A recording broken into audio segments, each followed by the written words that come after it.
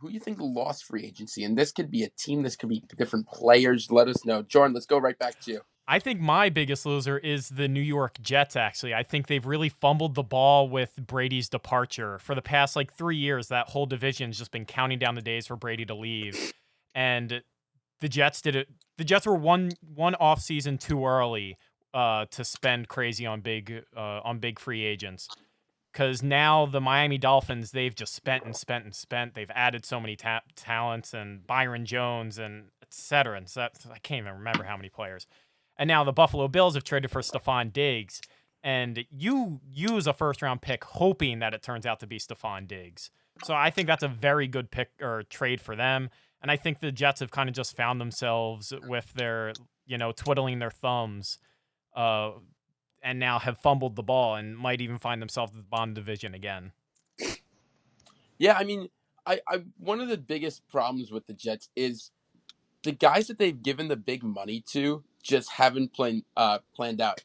And Yeah. the biggest one for me is Tremaine Johnson, a guy that was known to be one of the best cornerbacks. You get him, and he was with Marcus Claiborne.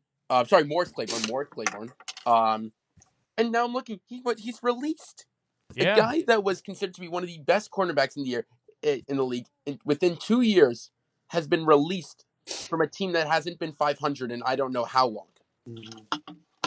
So I'm disappointed. Being a Jets fan, I'm disappointed in the contracts that we give them. I'm actually not upset that we didn't pay Robbie Anderson the money of $10 million a Yeah. year. I think he's got speed and that's it. But my question is, who's Sam Darnold throwing the ball to? What weapons are we putting around him? Our defense is going to be okay. The Jets' defense is never that bad, but we have had trouble scoring the ball for years, and nothing has changed in the offseason. Nothing. Jimmy, let's go right back to you. Okay, so my biggest loser is the Houston Texans. Of course, we already talked about they gave up they traded for David Johnson. They had to pick up that big contract, and also they lost arguably the best wide receiver in the entire league. Um, I just see them as having one of the best wide receiver quarterback duos in the entire NFL with Deshaun Watson and Hopkins. They had great chemistry. They plus they had additional pieces like Kenny Stills, which they traded for. But once you get rid of a guy like DeAndre Hopkins, it kind of changes up your entire offense because not only is he a huge threat, but he also makes the defenses that you play they change up. They suddenly have to double coverage DeAndre Hopkins. They have to pay so much more mindset to DeAndre, and then it frees everybody else up. They know it changes up their entire defensive scheme in my opinion. So you trade a guy like that and you don't get anything really equal in return. Plus David Johnson is just such a huge question mark with injury. You don't know if he's ever going to be the same, and you don't even know how many games he's really going to play for you. I don't understand the trade. I don't like the trade at all, and I think that they're the biggest losers of this offseason, honestly. I totally see what you mean there. Absolutely. Cam Johnson, why don't we go to you, buddy? I'd have to say the biggest loser in this free agency is Jameis Winston. That's my pick as well. Jameis Winston, he went from having one of the best receiving cores in the NFL, still throwing 30 interceptions to, being a free agent now, not having a team, and arguably having to take a backup role. Even though he threw for a ton of yards last year, a ton of touchdowns, teams just don't want to gamble on him and, take that risk and, you know, risk him throwing 30 interceptions again in the season. So Jameis Winston's still a free agent right now, and you'd be hard pressed to find a spot where he could be a starting quarterback because he's competing with the likes of Cam Newton. And honestly, I'd rather take Cam Newton than Jameis Winston if I were filling out the role of my starting quarterback. So Jameis Winston might have to take a backup role this upcoming year. And it's not like he can be the backup of the Bucks because the Bucks just signed Blaine Gabbert to be Tom Brady's backup. So if I were Jameis Winston, I'd be pretty upset that you went from having one of the best receiving cores in the NFL to now being unemployed for the moment and probably not starting at all in Yeah.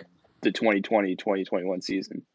I'm gonna jump in here because Jameis Winston was one of my two picks as well for biggest loser. I just want to throw out some stats that Jameis Winston had. If let's forget the negatives for a second, Jameis Winston. Let's just look at the positives. If I told someone that you could get a quarterback that threw for 5,100 yards, 33 touchdowns, and averaged almost 320 yards passing per game, it would be a no-brainer. You would say this guy's one of the best quarterbacks in the league.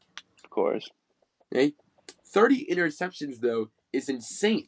I mean, both stats, honestly, on both sides, the 5,100 yards, partially that's because his interceptions just put the team down so much every time that he had to continuously throw the ball. I mean, 626 attempts throwing last year. That is almost 100 more than that's about 60 more than he did the last time in 2016, which is his second highest. In um and in 2015, his rookie year, he had 535, but nothing even close to cracking the 600 mark. Now he throws for 626. The interceptions are a killer for Jameis Winston, and I think he's actually a fine quarterback. I think that he's got a lot of talent there. I mean, you have to have talent to be able to throw for 5,100 yards and 33 touchdowns.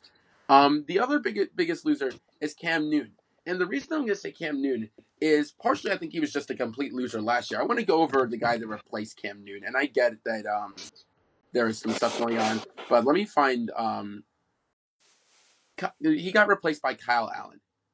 Kyle Allen threw 17 touchdowns and 16 interceptions. This guy was like 5-0 for the first 5 weeks and was like the savior of the team. And he stunk. He wasn't good at all. Like, he was a below average quarterback. I remember Cam Smith and I were doing a segment on him last semester about how he was like the most overrated quarterback, and during those 5 games he had one good game in him. Yeah. So he hasn't done anything, Kyle Allen. Now Cam Newton gets replaced by Teddy Bridgewater. I can't hate on Teddy Bridgewater. He did an incredible job for the Saints. Gotta love Teddy. But Cam Newton's left jobless, and he played 2 games last year. And since 2015, it's been a straight downhill for him. Could he be going to the Patriots potentially? I don't even know if that's going to happen. And what doesn't help either is that he's been a head case this offseason. But his back and forth with the Panthers does not look good on him, or the organization as a whole. And so I think Cam Newton's screwed. I don't think he's going to have a starting job this year. And it's too bad because he's a talented guy that just got replaced by a guy that wasn't good, and he hasn't been able to take advantage of it in any of the few seasons of his starting jobs in the last few years.